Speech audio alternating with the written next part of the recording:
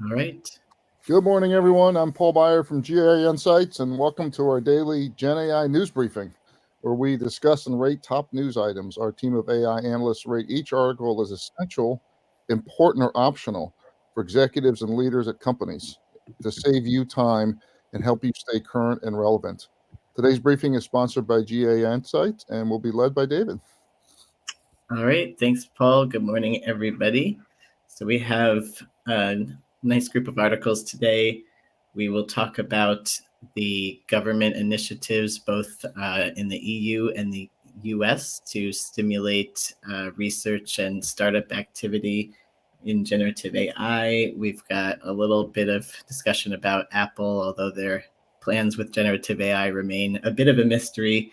A little bit of a hint here in this article, and a few use cases. So we will start off with the US initiative, and we will kick off with Paul.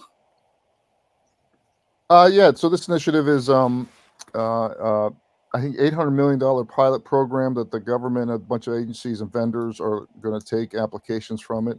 I thought it's interesting. I think it's optional for our target customer, but it's nice to see governments at least trying to do it.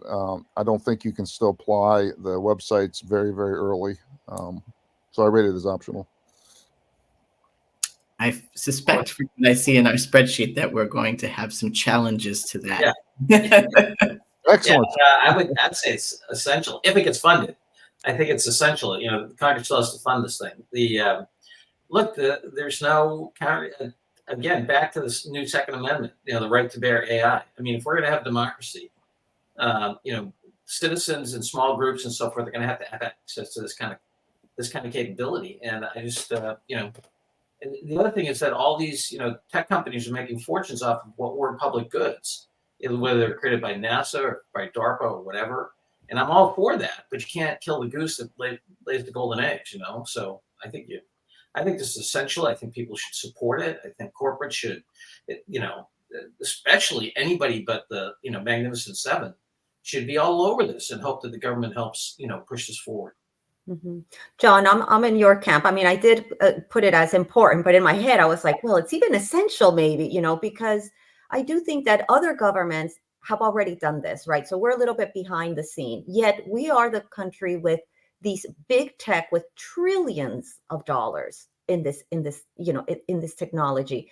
And 800 million is, I guess, what they're planning on over 5 years or something like that. So, I mean, I'm glad that it's happening, but I do think that it's critical for, small businesses, for, inventors that just don't have the backing yet. I mean, we can go into the whole rabbit hole of, how do we even get backing? And even that is not fair, or equitable all the time. So making these resources, the power of computing available to the masses is to me, it's an important trend, or an important, not even a trend, important.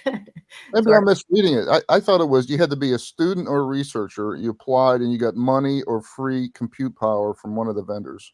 So Yeah, I don't think it helps a pizza shop at all. I don't think it helps a pizza shop at all, though.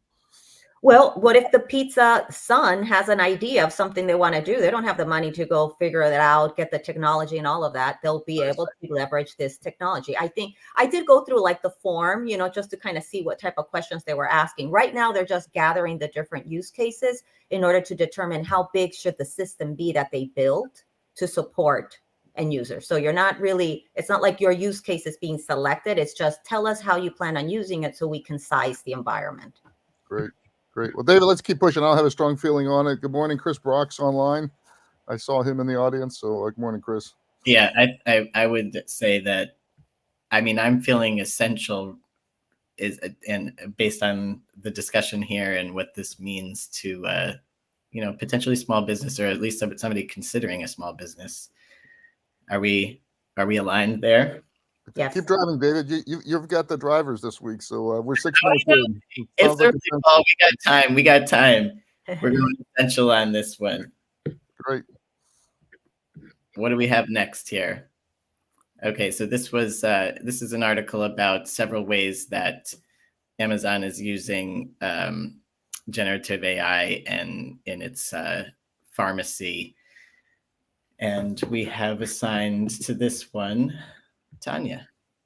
I think you've me down. So, I mean, Amazon is the leader, right, of creating these frictionless online experiences, and then we all follow whatever they do. So I mark this as an important article to read, to understand how they are using AI and ML, and interesting things, right, that they point out, streamlining prescription processing.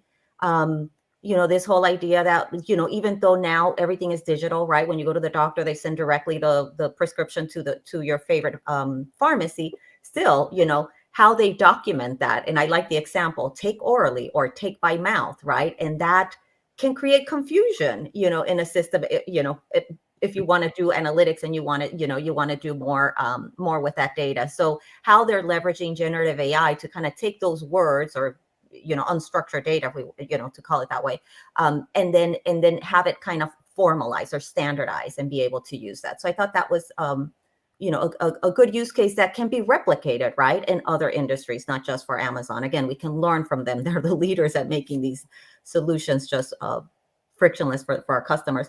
Then they also talked about inventory management and demand forecasting, and be able to again use generative AI to kind of understand what is appropriate for that audience, that geography, and then help them almost create different scenarios of how they should stock medication, and play around with that, and based on that make some inventory decisions. So I thought that was a good thing. And we read an article about that forecasting supply chain a while ago last year. So that was good to see this come up again. And then the part that I loved the most was the transparent pricing, right, for the customers to be able to just right there on the spot on your phone or whatever, see pricing and compare it to other, and not have to call your insurance, and making all of that, experience just easier for the customer. So overall, I mean, I just think there's some good examples of how you can use generative AI over your already, ML type of solutions that you might have, and improve the customer experience and, the pharmacy operations. So I gave it an important. Yeah, I agree, important. I mean, as we are saying and we are hearing, like, this is the year of going to production, right? And any examples of use cases are examples that everybody should be aware of so that they can think of how to apply them in their own business. Any other thoughts? Short Walgreens and CVS. What about Walgreens and CVS? Short their stocks. Oh, short their stocks. All right. So we'll go on important unless anyone has any objections. All right, we will go important. What's next? Okay, so the next article is giving us a bit of a hint, perhaps, about what Apple is doing with their phone. Obviously, they're looking to embed AI directly into the hardware.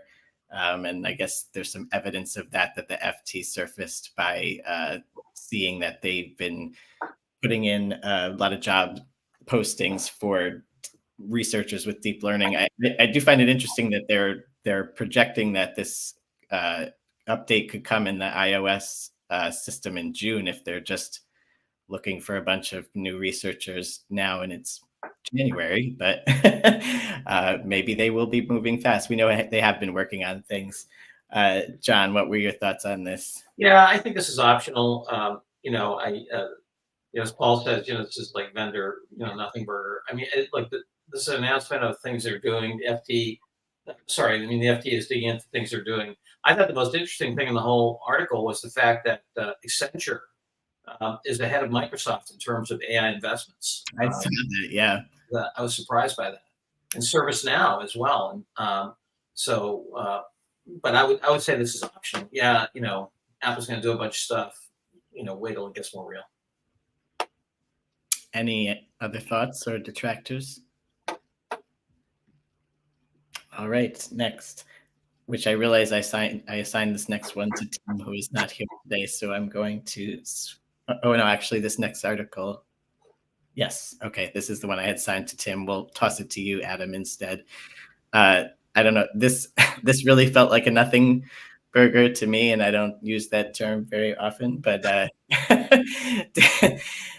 Adam, what was your thoughts on this announcement that Dentsu is partnering with AWS, and it looks like they're using SageMaker? I don't, pretty much everyone that's working with AWS right now is using Bedrock and SageMaker. I think we should move on. This is pretty optional. Yeah, look, Paul's got his nothing burger. I think I've got his vote. Yeah.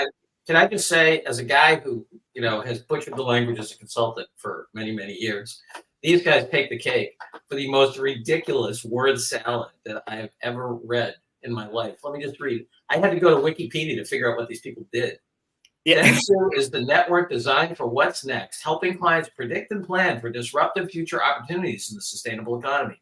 Taking a people-centered approach to business transformation, Dentsu combines Japanese innovation with a diverse global perspective to drive client growth and to shape society. I had no idea what the guys did. I'm sitting there like, do they sell products, services? And that's from their own press release. I was like, if there's a when vacuums collide award, these guys get it. Anyway. Yeah. I was using ChatGPT to find out more about them, and I actually asked it, is there something here I'm missing? Is there something important here that I just can't see? I have to say, yesterday's announcements from IBM, and I forget what the other one was so jargon heavy that I wanted to throw up as well. So these folks aren't. You guys take the cake, though. I'm sorry. But at least that was somewhat of a viable announcement. This one is just not even an announcement. So let's not give it any more airtime. Let's move on. So, David, Echo was our Avatar AI robot co-host for a conference last year. I haven't done. Has anyone actually taken one of our daily articles and put it into ChatGPT and asked it to rate it EIO? I have not asked it to rate it. I will use GPT quite a bit. The problem is it's context based on our subjective view and who our target audience is. Yeah. I've been thinking of actually at some point trying to fine tune a model by giving it a couple months worth of our ratings and saying, this is how we view the landscape. Given that, how would you rate this article? But not yet. Yeah. Okay, so let's go to the final article. So now we can do a little comparing and contrasting, because this is about the EU's efforts to support the startup ecosystem. And who have I assigned for this one? I assigned someone else who wasn't here. I didn't do a very good job today with remembering who was going to be here today. So I will just open the floor and say, who wants to talk about this one first? I mean, I'm happy to. I think it is important. I would say that this is important. I think that the EU is going to have to really work hard, because they don't. The massive profitability of the U.S. tech firms, they just don't, creates a flywheel in their global dominance. So I think I would say important. I think they have to do a lot more. I think you have to really start seeing, much more collaboration between, some of the large European companies and so forth. The other thing you have to remember is that, the French economy is about the size of the Texas economy. The English economy is smaller than the California economy. I mean, there's a lot of scale effects here. They're just going to have a hard time keeping up. Yeah, and interestingly, this one was focused a lot on upgrading their infrastructure to even be capable of providing what they're promising to startups and others. So, and they admitted that they're going to have to get in line for the right chips with everybody else. So they could end up a little, farther behind if they can't even get the infrastructure together. Yeah. Well, and we talked in the past too, our review of these articles is from a business perspective, but the military application of these. So every country really needs to devote some resources to make sure that they're not left behind, right? From that aspect. And so, yeah, I think it's an important topic. One thing I'll note is just so I'd last fall, maybe it was December, Simon Greenman, who's a AI leader in London, was over at HBS giving a talk and something. He and I grabbed up for coffee. It was really striking how he described the European current intensity on, or lack of intensity on AI versus America. He was talking about how there's so much discussion about policy, but most companies aren't feeling it. There's not anything like the private equity or public market pressure over there. And he was shocked to see how real this was becoming over there. So even that was really, and I don't want to use the vendor's name, but John, one of the AI vendors we've had a couple calls with in Europe is similar things here. I mean, it's all about the technology and potential, and they feel 2 steps away from the pounding competitiveness and pressure that at least I see on some of these companies and AI leaders that we're supporting. Yeah, and people, this is a lot of not all parts of this, but a lot of parts of this are a scale game, and people are just not focusing on how profitable, how much capital, just the vertical integration. I mean, we're in a whole nother game here, and that's not the whole game, but man, U.S. and China, especially U.S., and because the Chinese are driving away their talent and their entrepreneurial financing and so forth. And it's the U.S. as long as the U.S. doesn't end up in a civil war, we're going to dominate this thing like crazy. Just tactically, I think we're rating this essential, correct? If we're rating the U.S.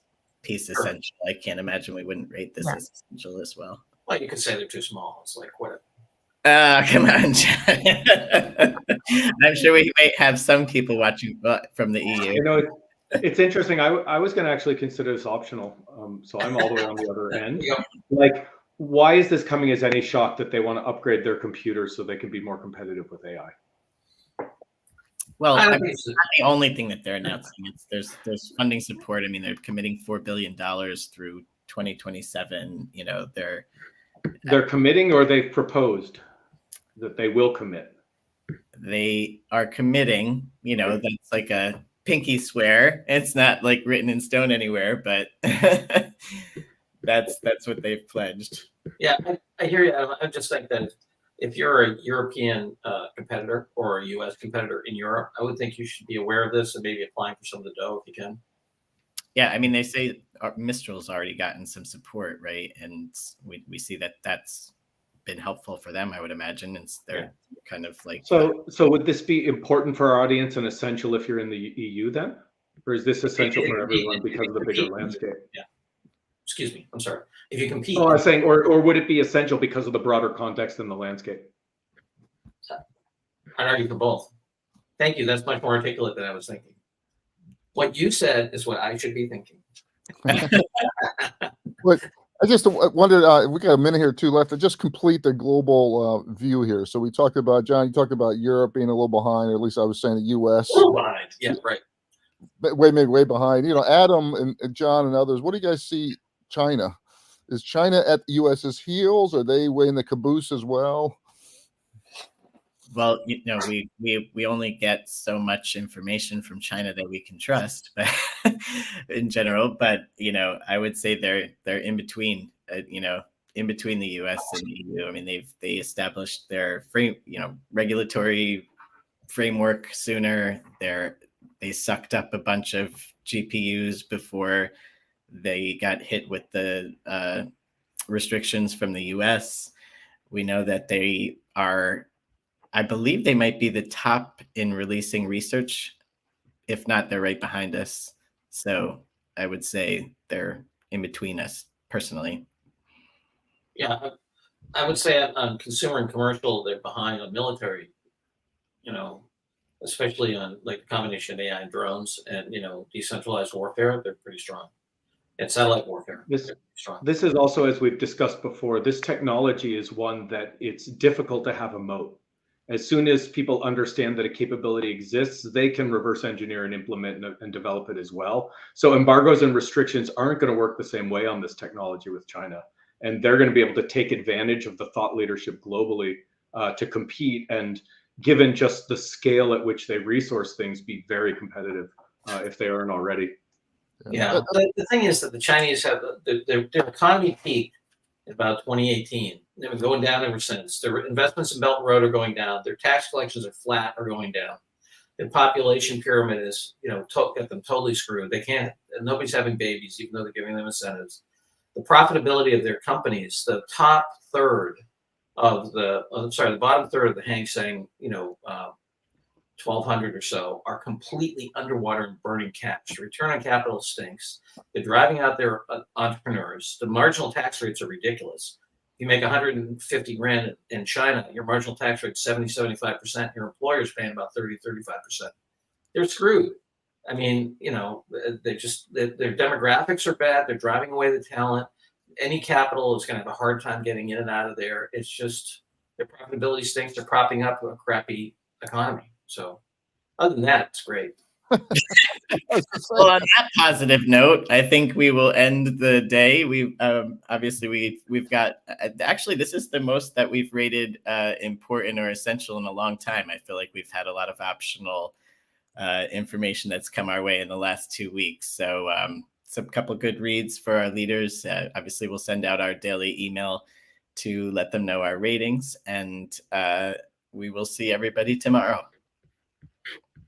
Good day, everyone.